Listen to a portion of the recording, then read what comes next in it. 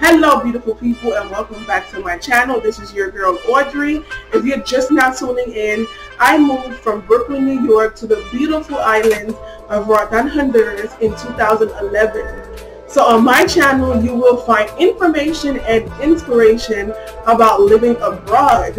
And today we are talking about my journey with managing my family's business on the island, Flamingo Cultural Center.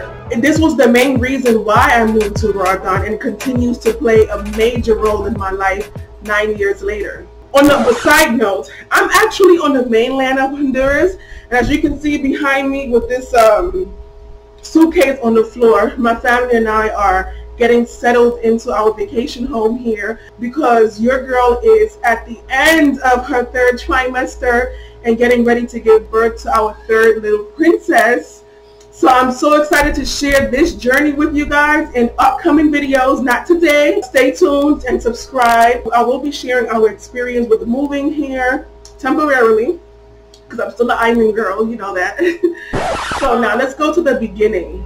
So my dad always had this bar and restaurant on the beach for years, even before he met my mom. And as we got older, you know, things started improving and we became one of the hot spots on the island.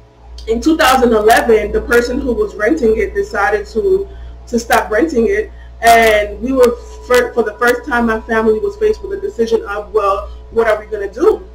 Now, since we were all older, my parents actually considered our thoughts about this decision, which I am so grateful for. So my little sister, Nora, my little big sister, Nora, she actually was the one who decided to go to Roatan to run the business. And since Nora is my road dog, like my business partner, I was like, you know what? It's my last year of college. I got no ties here. I got no kids. I ain't got no man. So I'm going to go. But originally my plan was not to move. It was just to help my sister find a manager. Maybe I calculated the most 4 or 5 months. And then go back to my New York City lifestyle because that was my life. Upon arrival, things weren't as I expected when I arrived. And my sister Nora began to fill me in on all the drama that was going on. Boy. So basically, more than 3 months passed and I was still on the island because there was like legal paperwork for the business. There was problems with our land, like everything that pertained to my parents had issues. That was a huge learning curve to overcome, which added to the reason why my stay kept getting longer and longer and longer. As at one point I was crying, like I wanted to go back to New York. I was like, this can't be live, like what the heck is going on? And then I started thinking about all of the sacrifices that my parents made for us. You know, my dad worked 3 jobs for us to get out of the projects and for them to be able to buy a home in Brooklyn. And my mom would work 12, 14-hour shifts on the weekend. But somehow, some way, they still always managed to take all 5 of us back home every summer during summer vacation. So I was like, come on, Audrey, you gonna let a little boo-boo kick your ass? Nah, I can't just give up when my parents, they sacrificed and suffered way more than I did to get to where they're at right now. So that they taught me, my parents' perseverance taught me how to persevere. And I continued running the business for 2 more years as a bar and restaurant. But then things started to change, like internally. I didn't feel fulfilled. I felt very empty inside. And I remember saying to myself, come on, Audrey, you did not go to Baruch College and get a bachelor's degree just for you to serve another salvavidas in Roatan. Come on.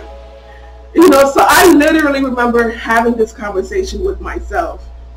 And I didn't know what I wanted to do, but I knew that I couldn't continue working as a bartender or managing this bar for too long because it just didn't match up with what Audrey wanted out of life. It was cool in the beginning because, I mean, come on, I was 24 years old, single, running a bar in the Caribbean on the beach. That was a dream life. I partied like 2 years straight. But You know, at the end of the day, it wasn't enough. It wasn't enough. Eventually, after some extreme promotion, we began to attract more tourists, and 90% of the tourists would always ask us, who are Garifuna people? What is the significance of the village? And my sister and I were forced to kind of do some more research about who we are as Garifuna people, because we had to be prepared for these questions that just kept coming to us. Which, side note, again, I did a video about who Garifuna people are, so I don't want to lose you guys. For those of you who haven't kept up with me, there is a link in the description box below of the video that I did, who are Garifuna people. So watch that video and you'll know what I'm talking about. Okay, so eventually we began doing these impromptu presentations that grew into organized shows and evolved into this, you know, traditional dancing and drumming, this whole big experience. And one day, a group of women came to the business, and they asked us so many questions. Like, we got into deep conversation about the culture. And one of the women said, you know what? This is like a cultural center. And as soon as she said that, me and my sister were like, yo, like, that is exactly what we need to be doing. Like, thank you, God, for sending this message through this woman, because you knew we needed some direction in our life. So at that very moment is when we decided to convert the business into a cultural center. At first, it was not well received by our bar fans. You know, some people even went as far as to say that we ruined my parents' business. Oh man. But then things slowly improved. We began to create contracts with tour operators. Word of mouth worked, and word of mouth helped us to spread the word to tourists already on the island. So we began to get a lot of walk-ins.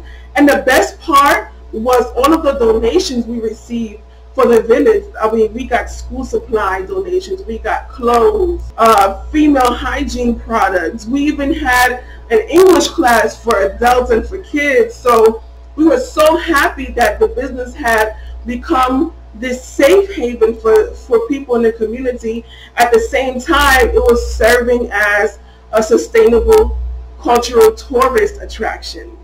I think the biggest struggle for me during the launch of the cultural center was getting people to understand that the Garifuna culture is way more than the dance, machuca, and gifiti. Now, on the one hand, you have the tour operators who would give us a hard time by telling us things like, I only offer $1 for the Garifuna experience. Or you have people who would say, oh, I'll take you people for a 50% commission. On the other hand, you had my people, my Garifuna people, who would continuously make it difficult for business owners like myself who want to attract tourists to the actual Garifuna community. They would offer packages that are tip-based only, or take entire dance troupes to the other side of the island. Like, even throughout all the struggle, we knew that we made the right decision and we were doing what had to be done. I mean, I was getting so sick of hearing stories of my family members and you know, other friends hitchhiking rides at 5 in the morning just to go all the way to the West Bay, West End, the other side of the island, and dance for tips.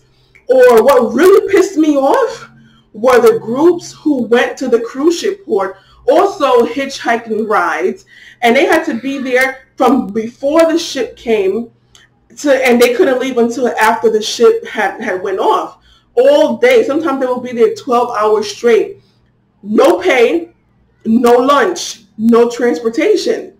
Do you know how much money the cruise ship ports get? And that right there really pissed me off, but at the same time, that's what encouraged me to just continue on, to continue with the cultural center, because that's not right. So as I was going through the learning pains of running the cultural center, mind you, I was also living my life. I met my husband, who was my boo thing, in 2013, and we decided to take things to the next level in 2014. We got serious. This is around the same time where we had the transition of the business. By 2015, I was married. By 2016, I had given birth to my first baby. So as I was learning and growing the business, I was struggling to manage my personal life. And to be honest, I feel like I didn't get a grip on my life as a whole until last year, 2019. I learned 3 very powerful lessons in this journey of running my family's business while learning how to manage my personal life.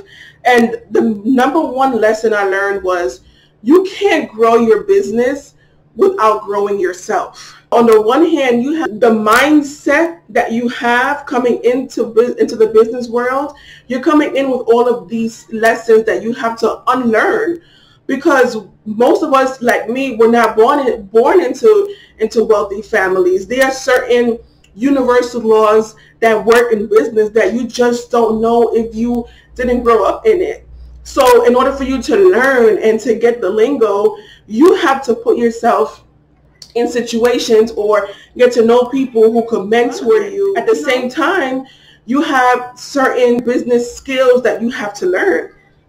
Like for those of you who are not computer literate, everything is online now. So if you want your business to grow, but you don't like the computer, you need to sign up for some class. Like with me, I had to learn about email marketing. I had to learn about digital marketing, which is what I'm doing now on the side. So without me growing myself in those areas, I wouldn't have been able to take the business to the next level.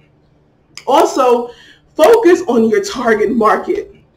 Boy, this was a big one because I was always on some like, come on, we're the Garifuna people, we're the first village. I found myself like begging people, but there was this 15% of tourists who would come looking for us. They were the good tippers. Started learning that there's always a group of people who will want what you have to offer. Your job is to package it nice and neat so they can be able to find you, get to them, and cater to them. Everybody else, if you focus on them, will just distract you. It will upset you. And law of attraction, you're going to just get sucked into negativity. So set your priorities and draw boundaries. It just becomes more complicated when you're married with children because everyone needs your time. Your husband needs your time. Your children need your time. You need your time. And the business needs a lot of time as well. When everything gets out of order, life becomes too chaotic for me. And it can take you into this mindset of like giving up or just feeling overwhelmed, which is never a good thing. So what is the future looking like for Flamingo Cultural Center and Audrey? It's looking wonderful. You know, our goal was to create this space for our people to be able to make money by sharing our culture with visitors in a sustainable way. We believe that our culture deserves to be represented with dignity and more respect. So we stuck to our guns, and our vision is a reality. It became a reality. By February 2020, we were finally on our way to breaking even with the business and setting up some amazing contracts with universities and larger tour operators. But as we all know, COVID hit and we were forced to close.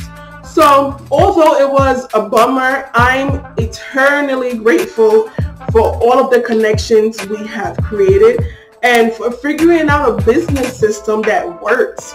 So whenever the world gets itself together with the COVID crisis, Flamingo Cultural Center can just pick up where we left off, as opposed to starting from scratch. Although the island is still slowly opening, we still have a long way to go before getting back to that sustainable level. So the Cultural Center is temporarily closed until January 2021. In the meantime, we're revamping our shows, adding biosecurity measures, and updating our website. And we will continue with your favorite activities such as cooking lessons, drumming lessons, Garifuna dance lessons. So if you're visiting the island next year and seeking an authentic cultural experience, please get in contact with us to book your tour Also, if you are an educator, we had great experiences last year with several universities, and we created custom packages that included lectures, Q&A sessions, interactive hands-on tutorials for students. So if you want to bring a student group, a large student group, just get in contact with us. We've done it already, and we'd be happy to work with you. The website for the Cultural Center is right here on the screen, fccroatan.com. Our email is info@fccroatan.com, and I'm going to leave all of the contact info in the description box below. And somebody is hungry. Yes. You want food? Yes. So somebody is hungry, and this is the end of the video. Thank you so much for watching, and if you like what you see, please like, share, and subscribe to my channel. Food? Okay, Akil. Don't forget to press the bell, okay guys? I gotta go. Bye.